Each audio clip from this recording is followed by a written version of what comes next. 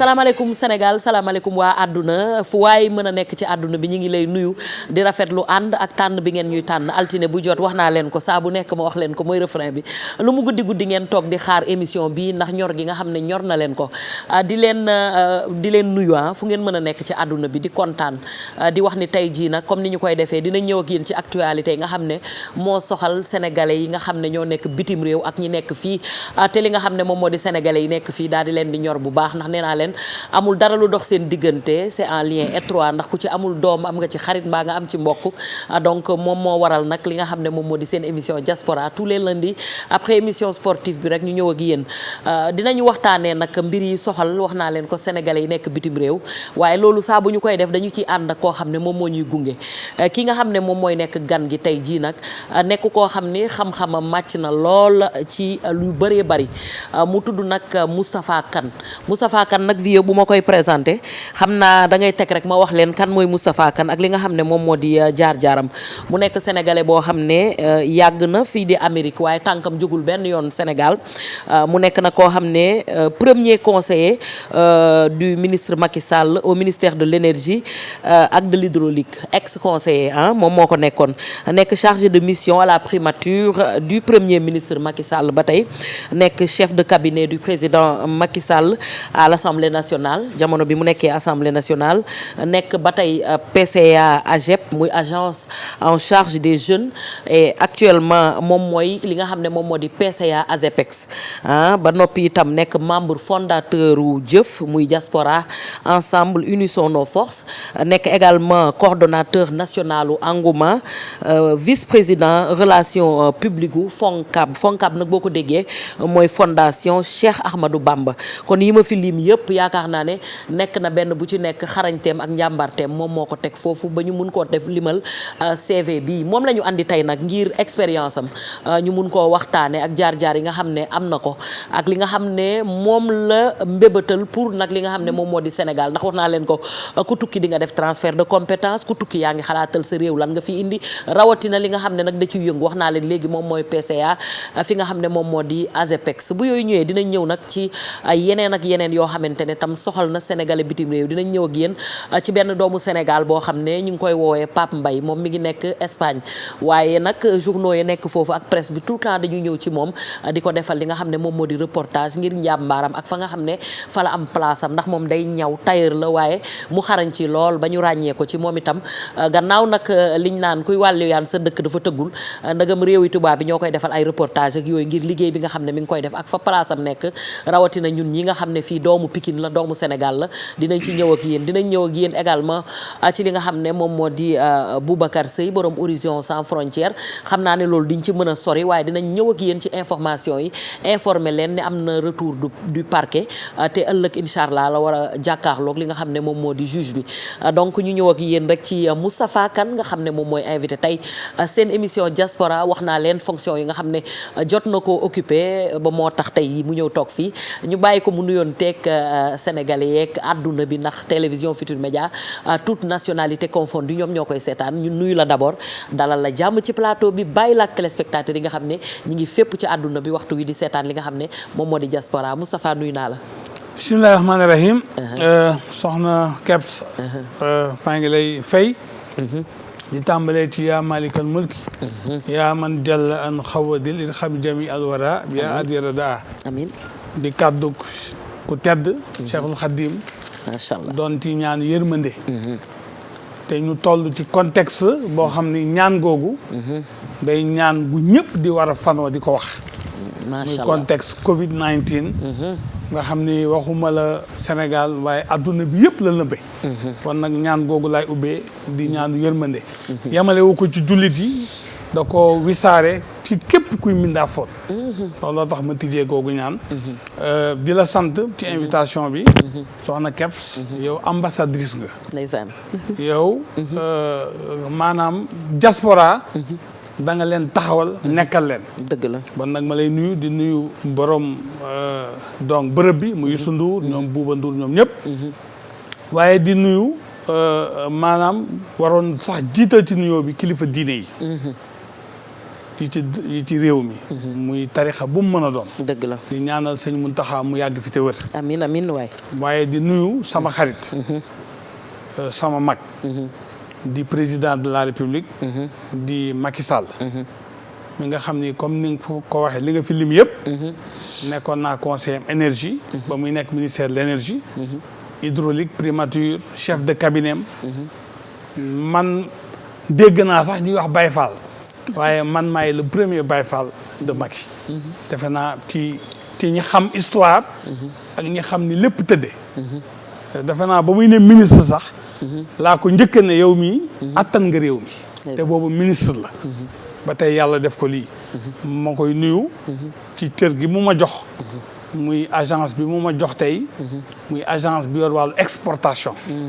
nga xam ni lépp lu ñuy jëlee ci réew mi. di ko yóbbu bitim réew. man la dénk ma doon PCA bi ànd koog. docteur Malick Diop. kon nag loolee bu ma ñëwee fii danaa ko sant. danaa ko santit ci Covid bi ni mu taxawoo diaspora bi. gannaaw ba ma ko nuyoo. 12,5 milliards. soxna Kebs. gisuma menn réew ci àdduna bi. bu ko defal sa diaspora. bon nag président yóbbante yi ma jot ci sant la ci loolu bëri na. waaye dinaa nuyu parce que may coordonnateur u engouement. waa ànd gunge Macky. muy ay waay diaspora nag ñu ci ëpp. ak ñu nekk ci biir réew mi. dinaa nuyu waa jëf aussi di diaspora ensemble unissons nos forces.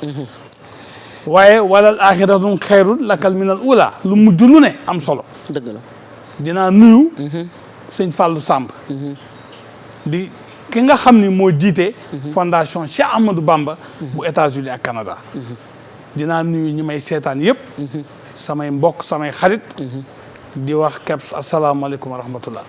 maaleykum salaam wa rahmatullah sëñ Moustapha bu ñu la déggee li nga xam ne wax nga ko lépp ak fi nga xam ne moom nga jaar ak président sa mentor Macky Sall lan moo waral kon nga dem bitim réew.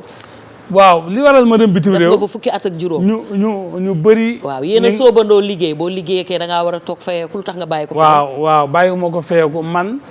tey loolu dinaa ko wax ñëpp xam ko man président Macky moo ma yóbbu bitim réew. man dewuma bitim réew ci sama coobere boobu. parce que ba ñu fi nekkee. ma koy fàttaliku. keroog ba ko bugguma sax di ci ñëwaat. keroog ba ko président woowee. Wade. lii may wax donc Abdou Mbow mën na koo seede. da koy wax fu mu toll mu Abdou Mbow moo tax ma ñeme ko lim. keroog ba mu ko woowee. te bëggoon na nangu la mu yor. boobu may chef de cabinet.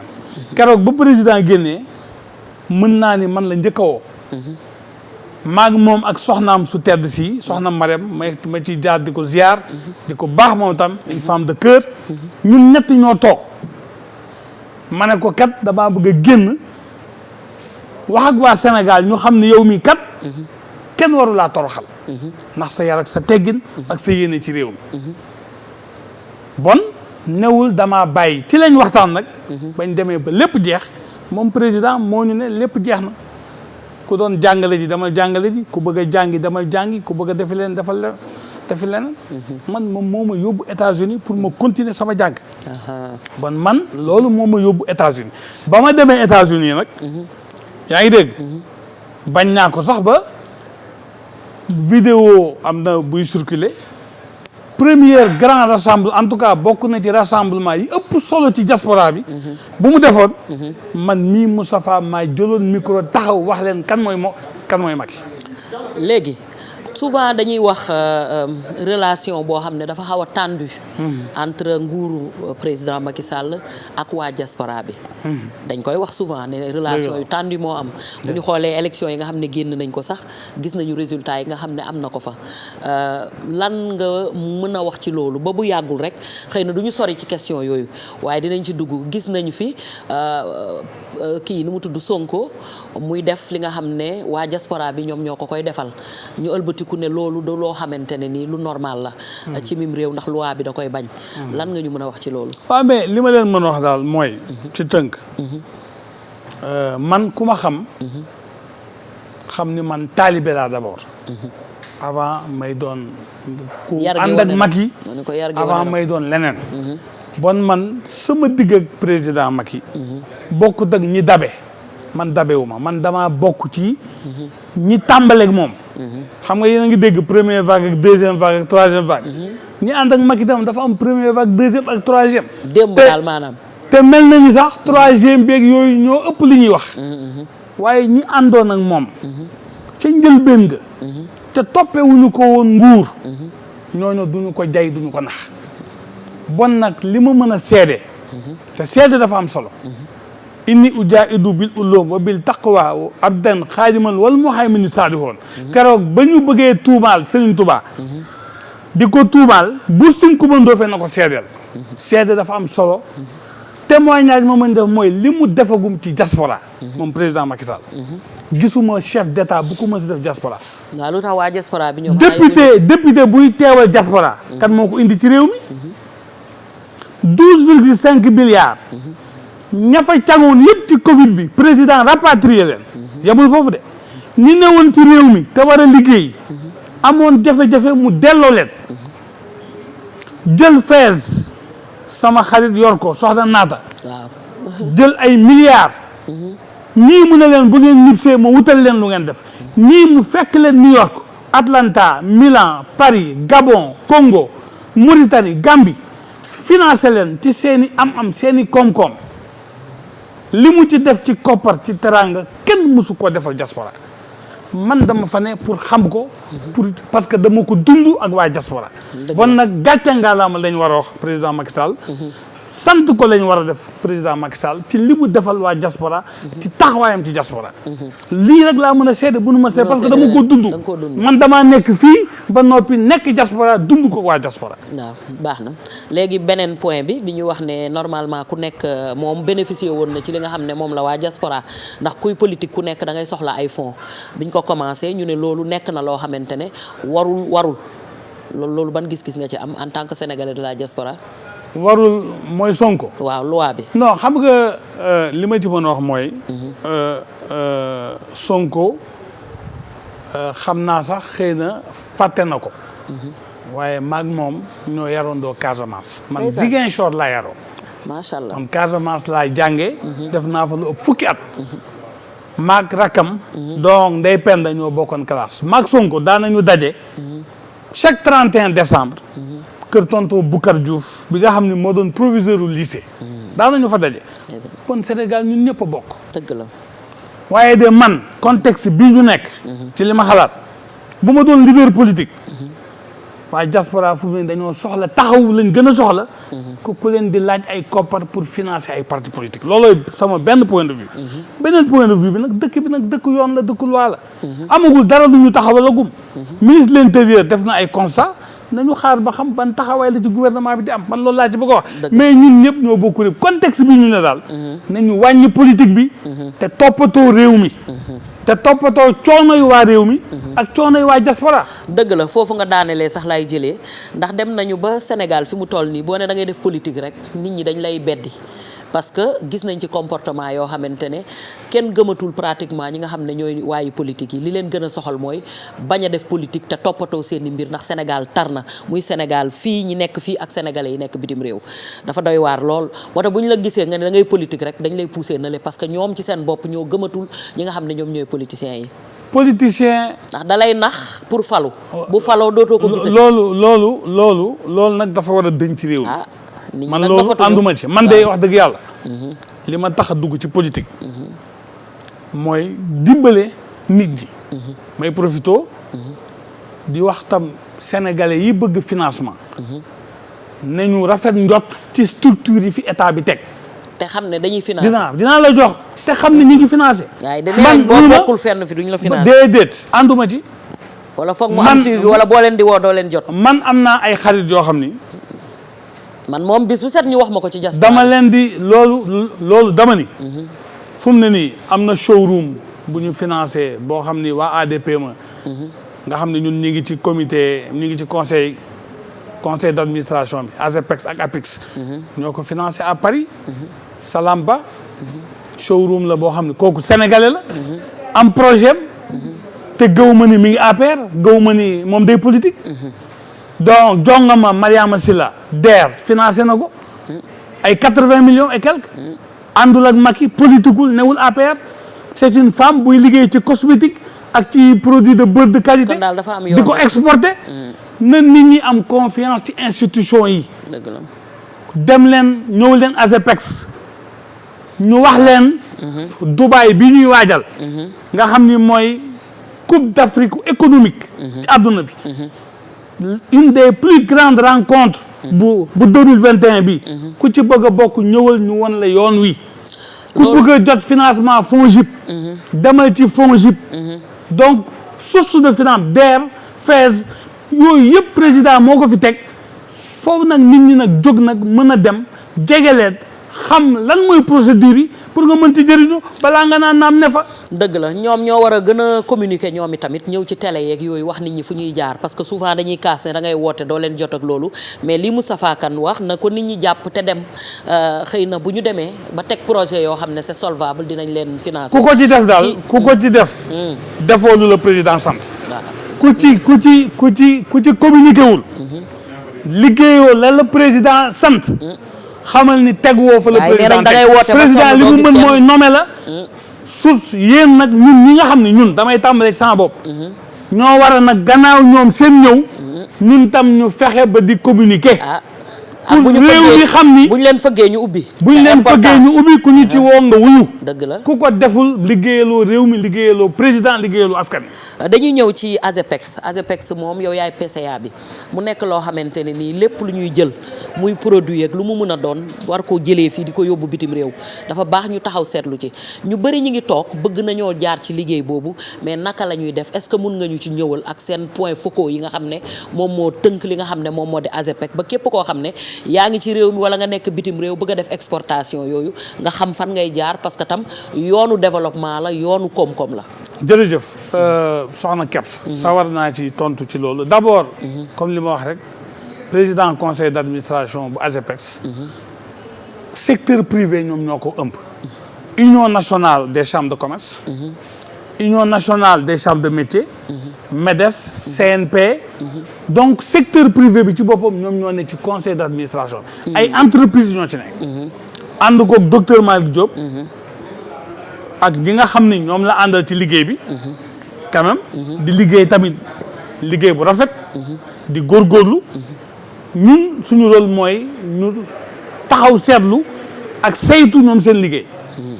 léegi nag par rapport à la diaspora.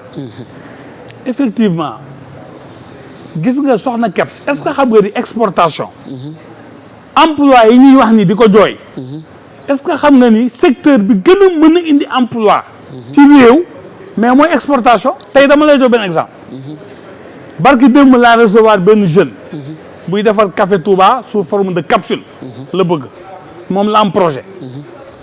projet boobu rek bu ñu ko ci jàppalee. ba mu ñëwee ma recevoir ko am na ñu ma ko booleel. 10 000 emplois la xam nga lu tax. parce que li mu soxla déjà am na marché bi. am na ñu ko soxla France ñu ko soxla beneen dëkk.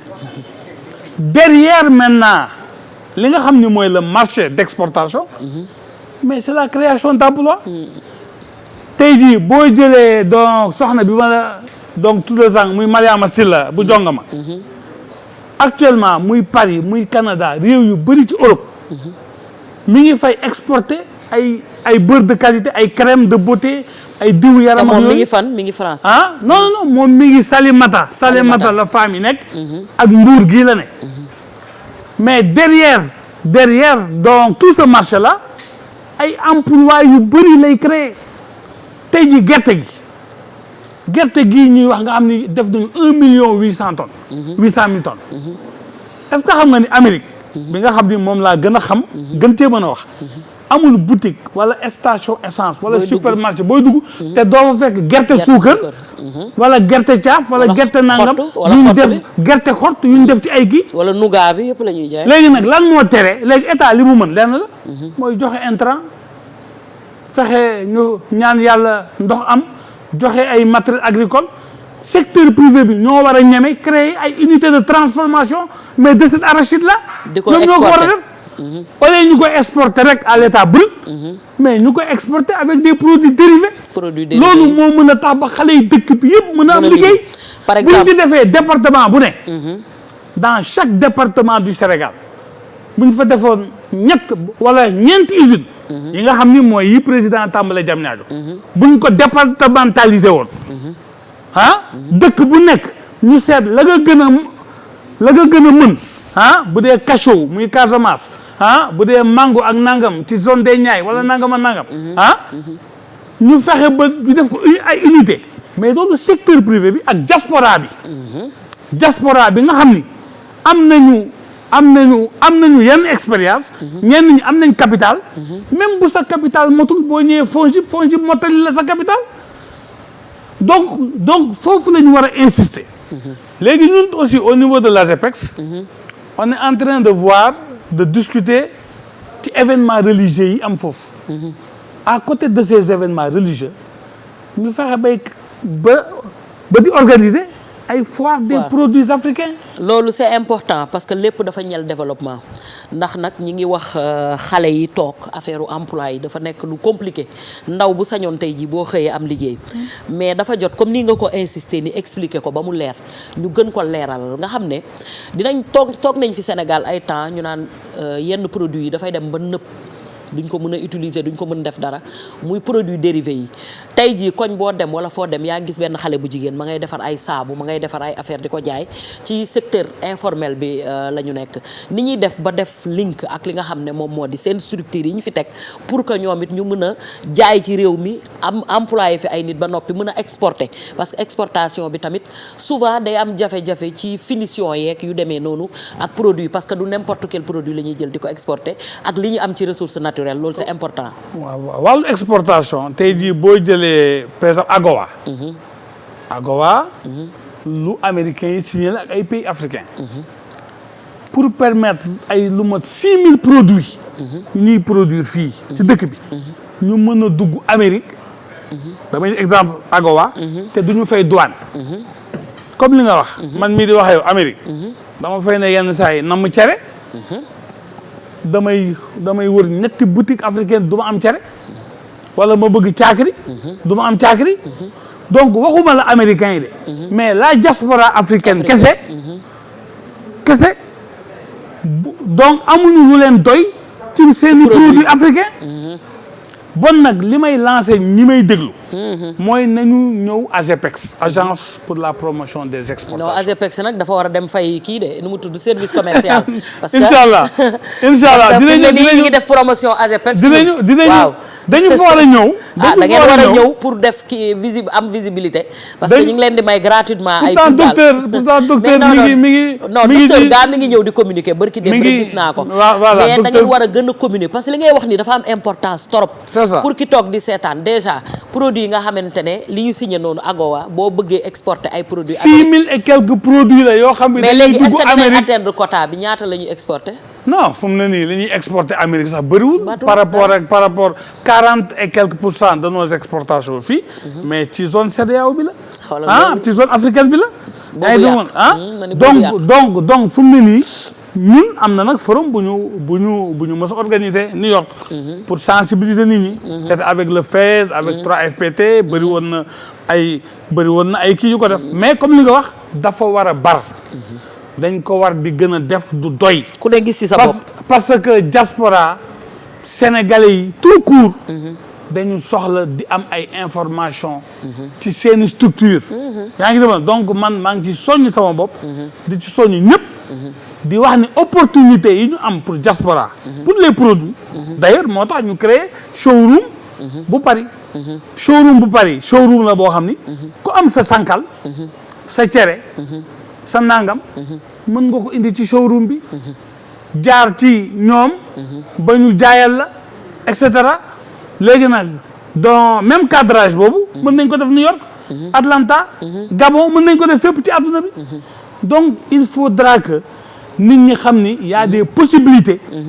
yu am ci réew mi possibilités yooyu nag président li mu mën man ci sama xam-xamu bopp mooy fal ay nit waaye yéen ñamu fal ñun nag mais Moustapha loolu yéen a ko war a def ñun nag defu leen ko déggoo li ma la wax dama ni ñun nag ñoo war a góorgóorlu mais bokk na ci li tax tey ma ñëw ci plateau bi pour gën a leeral lu mel noonu ponk boobu yaa ngi dégg ma la mooy pour nit ñi gën a jëriñu ci chance yi leen AGEPEX mën a offrir chance yi leen FAISE offrir chance yi leen FONGIP donc mën a offrir. bëgg la parce que bu ñu demee ba nga xam ne atteindre ñu sax 40% te nee nañ am nañ possibilité dugal plus de 6000 produits. te Amérique rek nga joxe mais yeneen. yaa ngi fi waxuma la Japon waxuma la feneen ak feneen. ñooy ay produits yoo xam ne il faut ngeen ut ay capsule wala ay affaire ngeen kii forme communication bi def ko pour le sénégalais lambda. mun a comprendre xam ne am na ay opportunités yoo xam ne il faut que mu ànd naa ji je suis tout à fait d'accord. ci biir loolu nag laataa ñuy ñëwaat ci waxtaan bi wax nga ko léegi doomu Sénégal yi ñu ngi fépp ci àdduna bi. kenn ku ci nekk ñi nga xam ne ñoo nekk ci ruq yi di liggéey sax ba ñu reconnaître seen talent kenn mënu koo naatable kenn mënu koo compter bëri na ñi ngi ci sphère bu nekk nag haute sphère yi nekk ci àdduna bi yëpp boo demee NASA foo dem di nga fa fekk sénégalais mu nekk jàmbaar boo xamante ne mi ngi taxawal di liggéey loo xam ne réewam sax du ko xam ñun nag day jot souvent ñuy génne ñu mel ne ay ñoom Tamia Sylla wax naa ko Ibnu Tamia Sylla nga xam ne jox nañ ko fi prix panafricain moom laa cité mais ak ñeneen sama xel dem na ci ñoom Aïda mi nekk fi nga xam ne moom moo di kan ñooñu dañ leen a respecté ci dëkk yi nga xam ne fa la ñu nekk ku mel ne Moustapha ku mel ne Ousmane Cissé ak ñeneen ñoo xam ne xamuñu leen sax mais respecté na leen ci dëkk yi ñu nekk ndax nag ñi ngi œuvrer bu baax li nga xam ne moom moo di seen domaine d'activité bi ñu nekk am na ci kenn koo xam ne nag moom ci ñaw la nekk xam nga li ñu mbirum solu dafa nekk loo xamante ne dafa am solo ndax nit bu xëy rek da nga sol yére balaa ngay génn sa biir kër moo tax nag moom tailleur la mi ngi juddoo fii Pikine màggee fi waaye dafa dem Espagne bi mu demee tamit mu commencé di def comme ñëpp rek xam nga sénégalais bu tàbbee ci dëkk li muy njëkk a def mooy pratiquement du ñëpp sax mais njaay mi dugg na ci njaay mi dugg ci leneen ak leneen waaye nag mbirum li nga xam ne li ñuy wax naan métier dafa am solo nga jàng ko ba boo demee réew moo dem boo bëggee tumuranke sax utiliser waale li nga xam ne moom mooy sa métier donc moom dañuy dem xooli ko mi ngi tudd Pape Mbaye Vieux ñu xool benn vidéo bu ndaw rek xool reportage yi nga xam ne dëkk bi mu nekk ci Espagne télévision tubaab yi yeeg presse bi foofu dañuy ñëw di ko gis ndax déjà place bi mu nekk rek amul pratiquement africain bu fa nekk ba noppi muy def liggéey bu am solo ñu wane ci tuuti rek ndax nag sargal wane doomu Sénégal yi nga xam ne ñi ngi à l'étranger di valoir satisfaction Sénégal ba pare ñu ñëwaat ak suñu invité seen invité tey muy doomu réew mi def Amérique li nga xam ne ëpp na fukki at ak juróom waaye nekk PCA wu fi nga xam ne moom moo di ASEPEX loolu nekk benn ci fonction yi nga xam ne mus na koo occupé ci mim réew donc ñu dem xooli ko muy Moustapha Kane daal di dellu si waat ak yéen ñu xooli Pape Mbaye ñëwaat ak yéen ci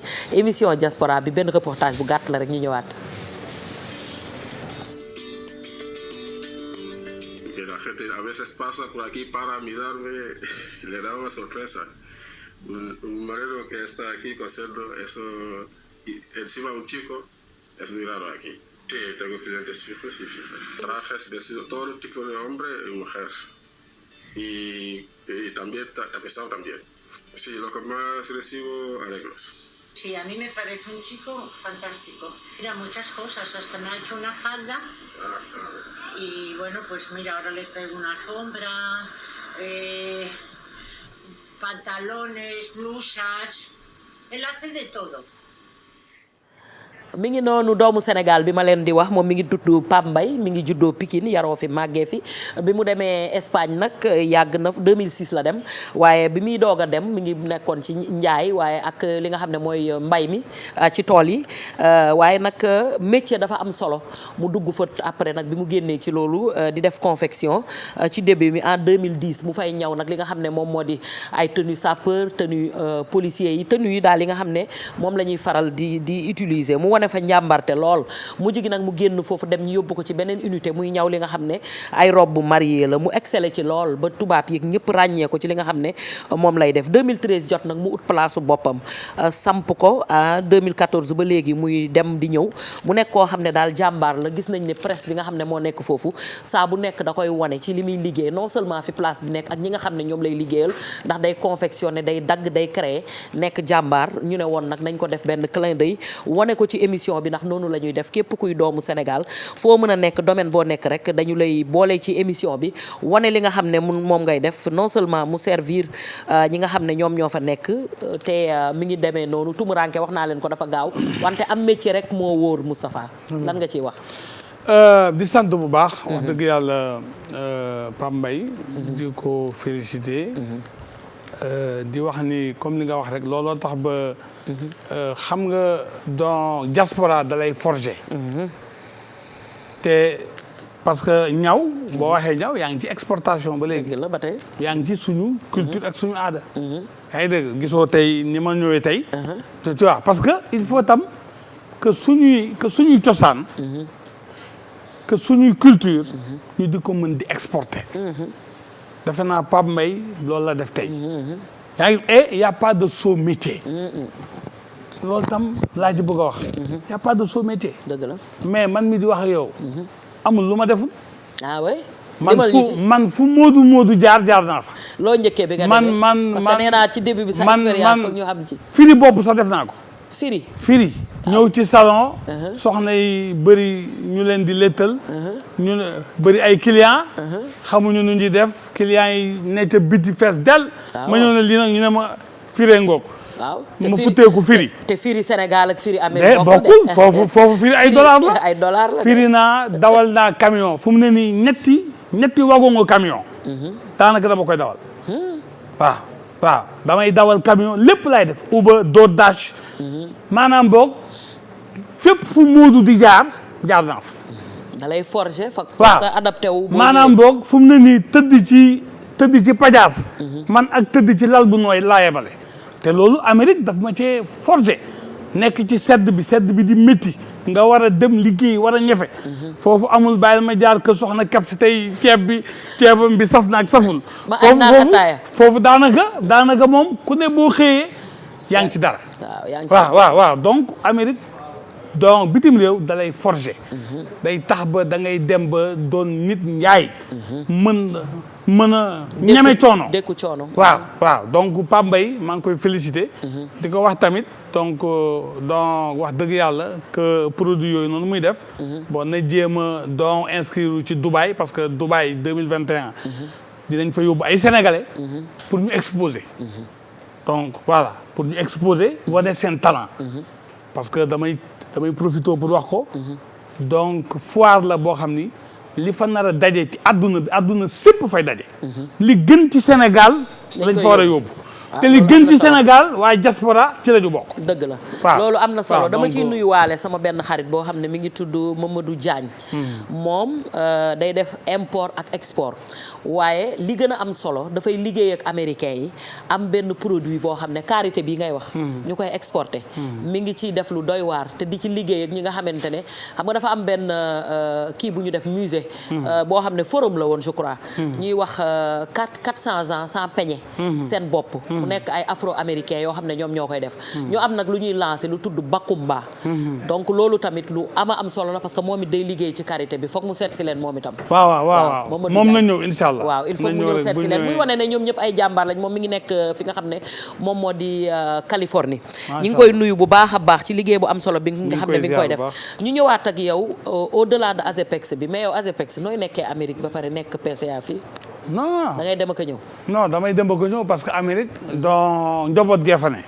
moo tax njaboot gi moom bu fa ne yenn saa yi foog nga dem yurndu waaye man maa ngi Sénégal. yaa ngi Sénégal ok maa ngi Sénégal mais damay jaabante rek. da ngay dem ak a ñëw. waaw kay léegi Adiyatu Rahma. waaw nekk beneen volet boo xamante ne yaa ngi fay def liggéey bu am solo.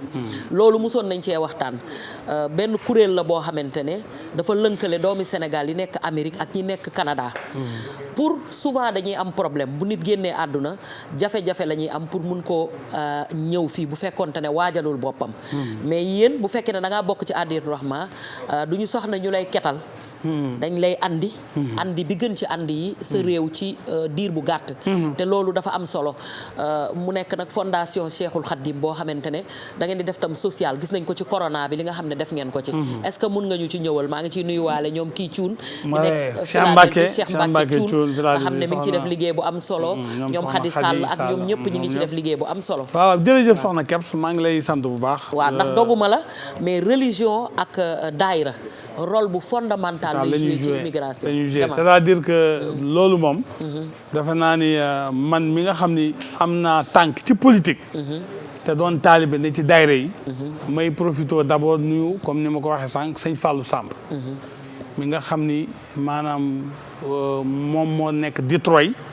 moom moo yilif fondation Cheikh Ahmadou Bamba mu def ko nag ci ndigalu sëñ Mamor ak ndigalu maanaam boog donc ñun ñëpp ñu nangoo ànd ak moom.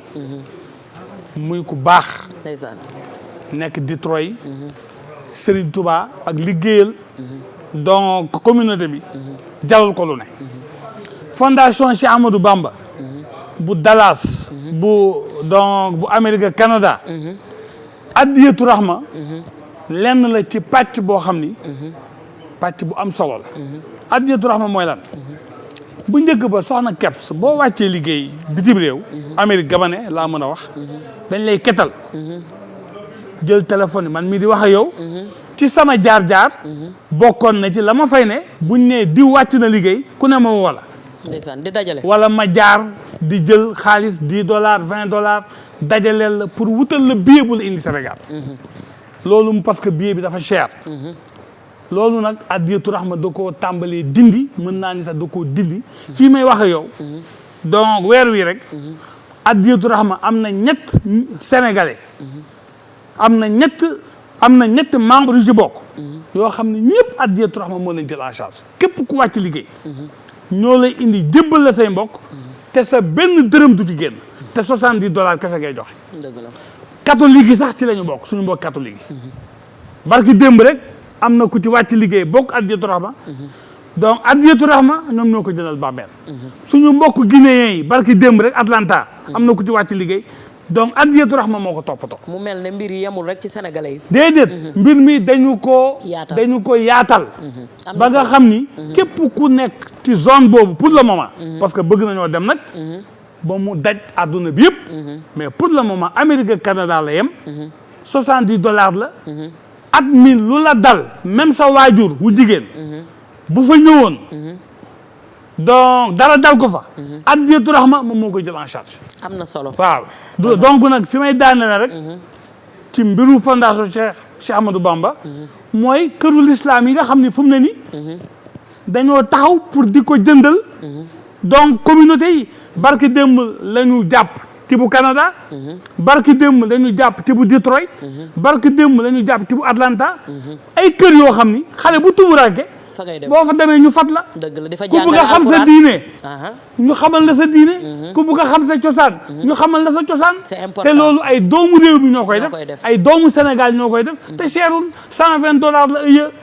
c'est important foo dem ca Amérique rek am na kër Cheikhul Khadim Cheikh Ahmadou Bamba muy këru Serigne Touba yi comme ni nga ko waxee loolu yëpp nag li ko waral mooy Adiyatu Rahma ngeen ciy def liggéey bu am solo ci corona bi gis nañ social bi nga xam ne tamit amal ngeen ko def ngeen ko donc loolu mu nekk loo xam ne c'est des trucs à encourager. ndax nag kenn ku nekk mën ci adhérer ba tumuranke du la ci fekk bu fekkee am nga sa membre famille bu génn àdduna wala yu demee noonu kon ñi ngi la ciy jaajëfal bu baax point boobu ñu ñëw ak yéen yow nag ci beneen point tey jii nan nga gisee économie yi ni mu demee ak muy Sénégal muy fi nga xam ne mooy Amérique ki nga xam ne fa nga nekk corona bi nan lañ ko dundee ak fan lañ ci toll. waaw corona bi nag wax dëgg yàlla. laal na ko bu baax laal na Amérique laal na économie waaw. comme ni ngeen ko xamee. alors.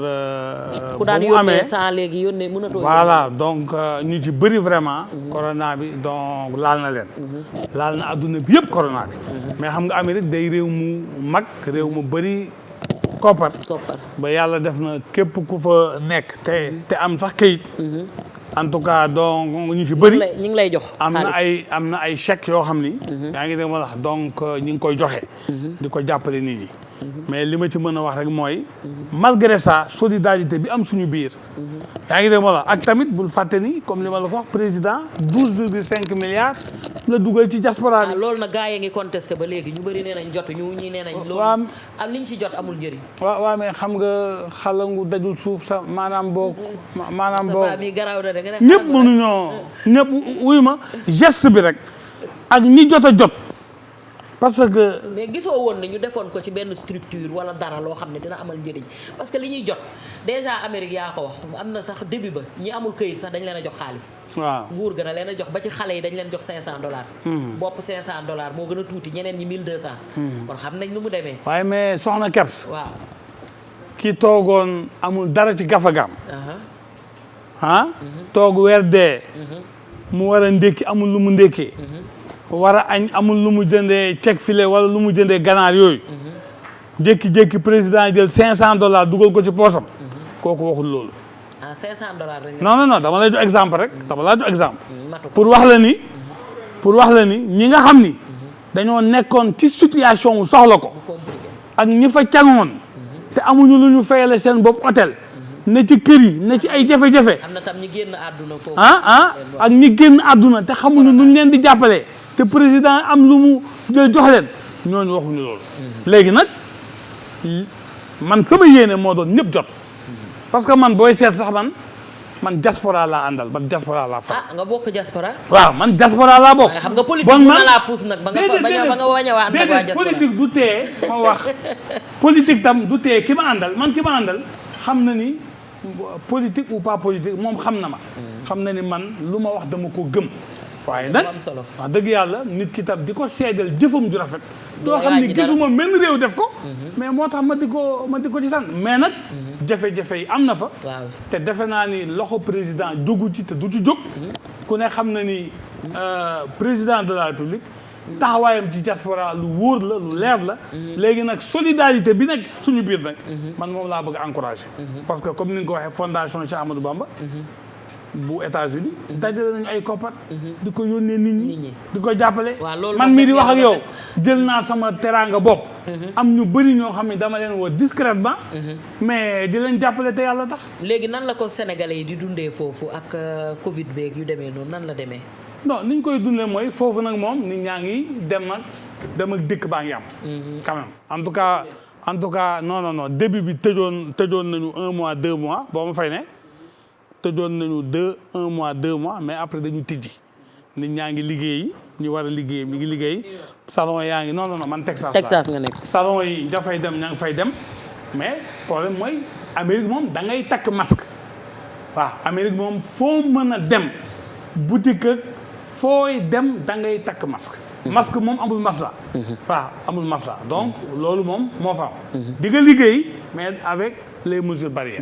Voilà. Est-ce que mën nga ñëwaat ak ñun sànq frôlé nga ko rek ci sa jaar-jaar pour xale bi toog di seetaan xam naa ma nga bitim réew xëy na ñëw na affaire yi métti muy hésiter entre dellu si waat ci réewam ak toog ak nan lay def wala mu nekk ci coono ba àdduna métti goo xam ne danaan day découragé wala mu give up mbaa mu aw ci yoon boo xam ne du yoon bu baax lan nga ko mën a wax ak fi nga jaar yëpp te terewul tey tubaarkàlla macha allah nga egg fi nga won ko yoon bu muy jaar. waaw yoon bi daal moom lenn la. bu dee da nga ne ci réew mi. Sénégal te am métier réew mi bëri na mais soxna Gerte mais njaayum ganaar rek xaalis bi ci ne kenn mënu la ko wax njaayum ganaar ak béyum kaani njaayum ganaar béyum kaani mais kenn mënu la wax lu ci ne dafa am xaalis réew mi dafa am ay possibilité mais bu ñu xeeb benn loolu lay conseillé ki may déglu donc ñaareel ba mooy dama lay jox exemple am naa ñaar ñoo xam ne ba ñett tey jii ñu ngi liggéey en tout cas ci ay structure état musuma ñaan intervention de man ne diw jël leen ba ma yégee ni am na donc dañuy ubbi concours nangam donc mën naa ko ñëw sax mu leer mooy ASP yi mooy agence proximité sécurité yi dama leen woo ne leen dégg naa de gars yi dañuy tàmbale jël ñu ne ma waaye yéen lii affaire gouvernement la rek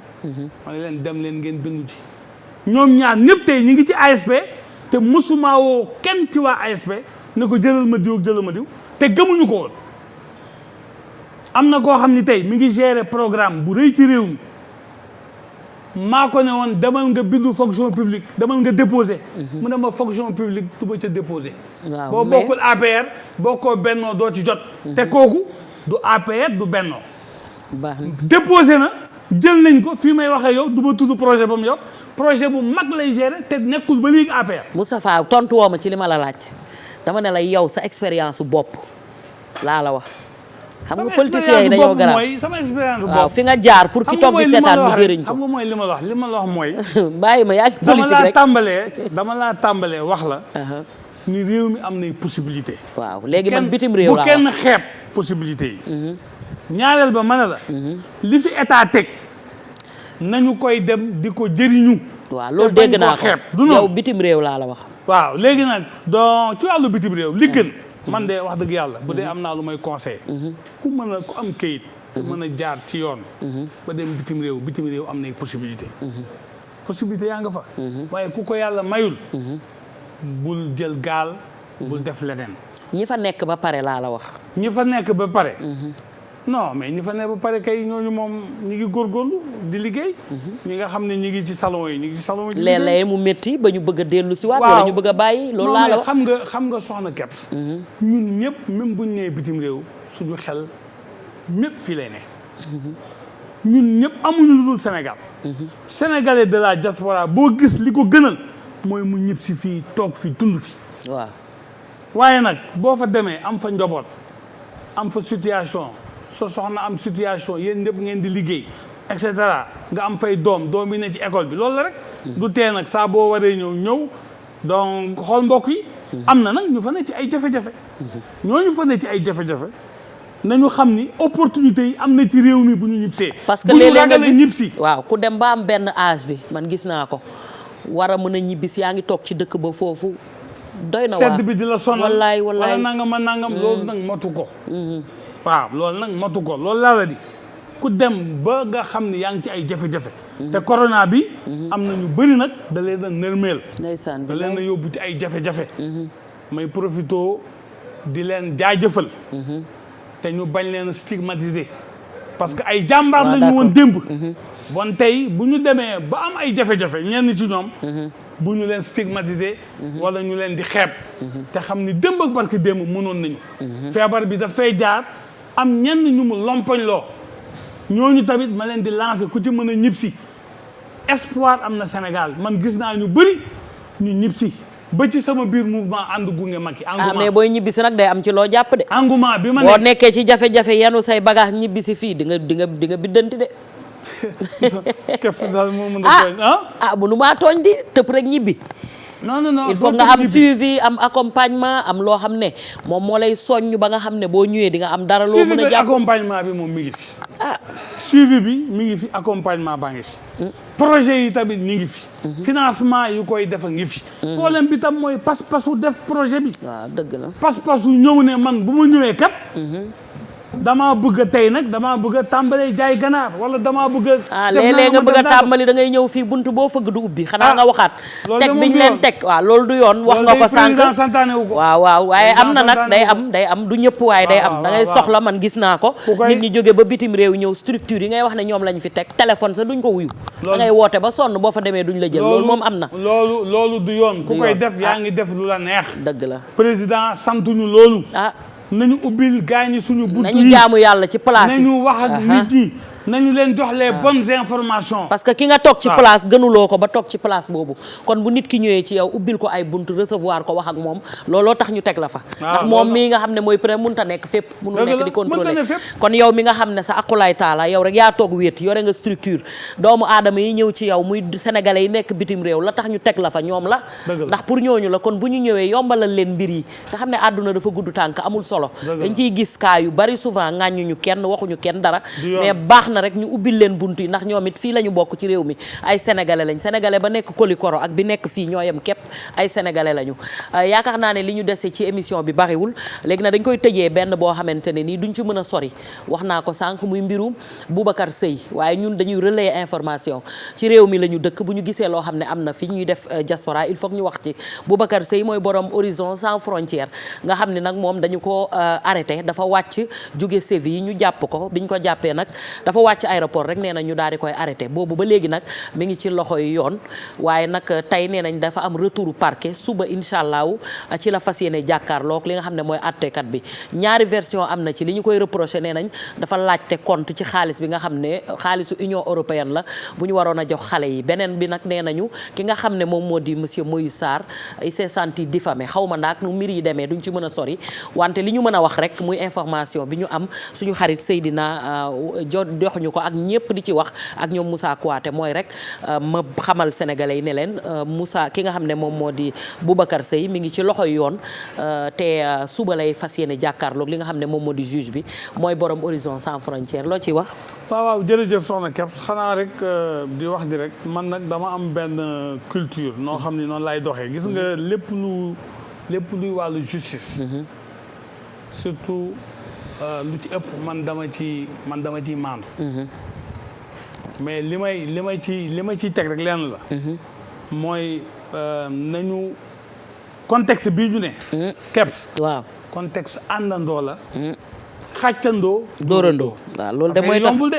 yàlla suñu borom yërëm ñu wàcc fi yërmande. yàlla suñu borom yërëm ñu. ñu dawal yërmande tuuti kon nag man. bàyyi naa lépp ci loxo justice. defe naa ni justice réew mi réewu droit la. parce que AGOA bee ñu bokk. ñu accepté ñu ci. critères yi bokk na ci état de droit. bu dul woon loolu duñ bokk AGOA. bon nag jàpp naa ni comme léegi permettre nañu nga am avocat. bu lay défendre.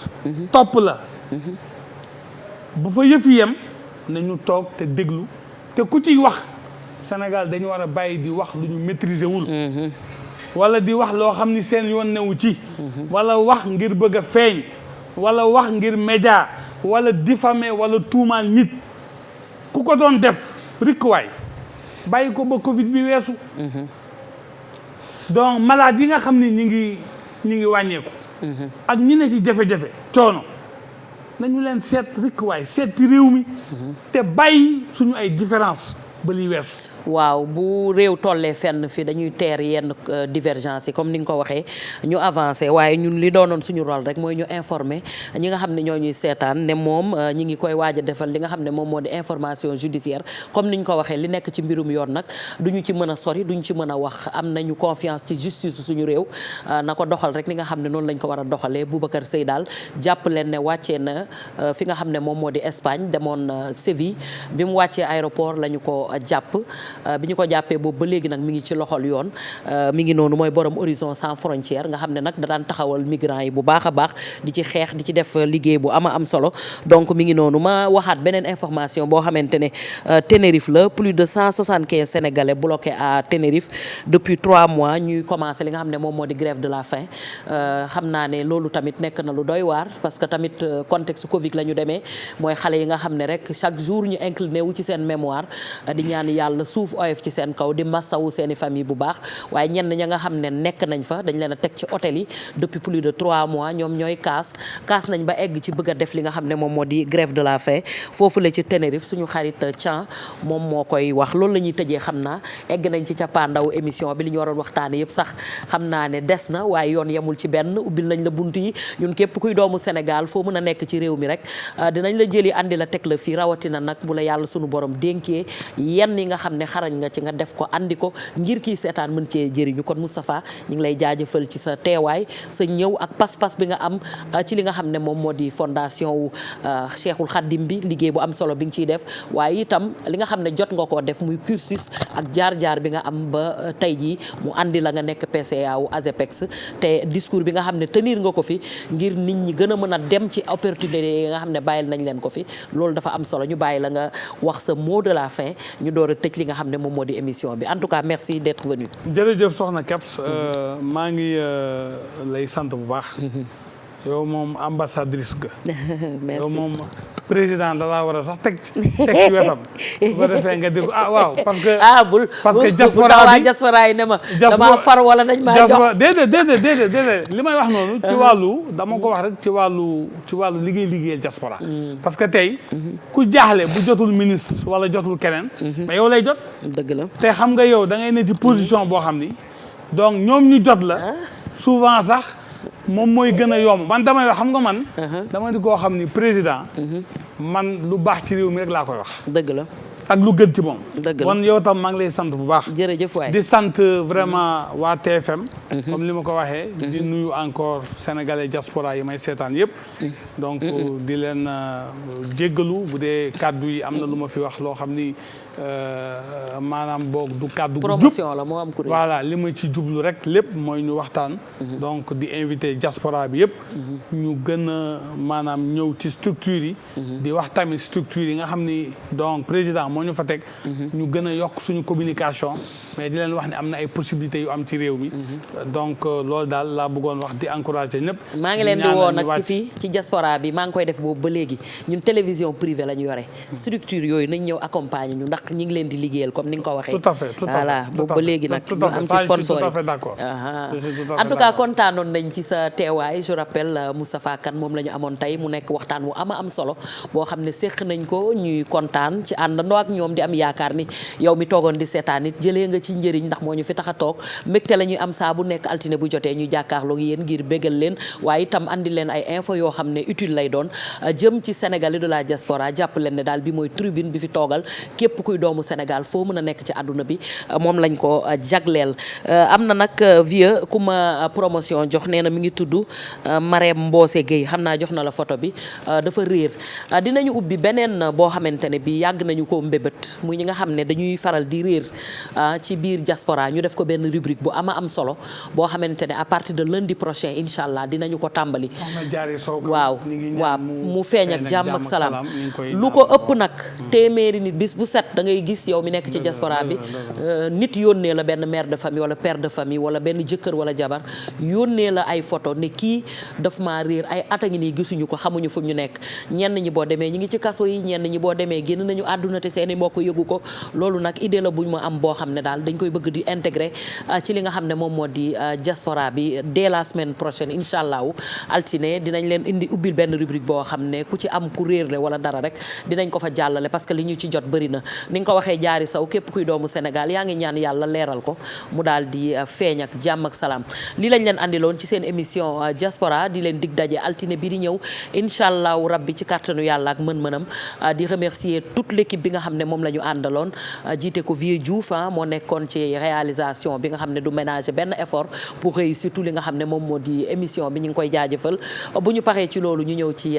Baye Thiam borom son yi nga xam ne moo tax ngeen di dégg bi mun a demee nii macha allah Mansour Gueye ñoom ñëpp ñu ngi leen di jaajëfal mais également Yacine ci maquillage bi ak ki nga xam ne moom moo di Khadija bu loolu wéyee tamit promotion ñi ngi koy jaajëfal bu baax Pape Maguette également sama frère boobu la nekk ci régie bi maa ngi koy jaajëfal ak itam Mor Xarma Pape Mor également nga xam ne ñoo tax ngeen di gis image yi Pape Mor Xarma ñoom ñëpp ñu ngi leen di jaajëfal bu baax di leen dig daje altine bii di ñëw incha allah ci beneen numéro diaspora di remercier bu baax nag Awa Ndaw borom salon Latifa nga xam ne moo génn ci greffage bi teinture ko ba mu baax wax naa la ko yow 30 ans de carrière zéro faute borom salon Latifa Awa Ndaw lu yàgg lu nekk dëgg la waaye xam ngeen man bu ma toogee ci plateau bi il faut que ma gërëm ki nga xamante ne kenn la ku gërëmul yàlla doo gërëm doomu aadama maam soxna loo sama waa ji dama koy gërëm bu baax gërëm boo xam ne am na fu muy commencé mais amul fu muy arrêté yëg na ma safoo na ma faale na ma bëgg ma fonk ma kon nit ki nag bu la defalee lu baax boo toogee bu nit ñëpp toogee boo ko waxul noonam nga kon maam soxna loo yaayu Jalika yaayu Buso Baali Chéli Fallou Touré ma nga ca Atlanta di jigéenu jàmbaar yàlla na sa jàmm yàgg yàlla na la yàlla yokk ba nga yëg ko ci darajee yonent bi sallallahu alayhi wa sallam Assane Mariama Gueye maa ngi lay nuyu ak mboolem koo xam ne yaa ngi foofule ca Atlanta ñoom Khady Sall waaye Kiné ma ca Nashville sama rakk joojule moom itam maa ngi koy jaajëfal ak ñoom Ndeye Fatou Fall ñoom ñi ngi Nashville maa ngi leen di nuyu bu baax di leen jaajëfal ak ki nga xam ne moom moo di Khady Sow di remercier bu baax Adja Ombelico chéri Michael moom itam nee naa ko issu de la diaspora téléphone am di 77 519 18 04 ci tey baasu tubaab bi maa ngi lay jaajëfal bu baax merci beaucoup à tout le monde mais Doudou Diagne bàyyi leen ko xel bu baax moom moo yore GP Cargo di ndaanaan boo xamante ne mi ngi def ci karité ak liggéey bu am solo boo xam ne produit yi mi doon wax la jërë ngeen jëf ñu fanaan jàmm ba altine bi di ñëw incha allah ci beneen numéro diaspora merci beaucoup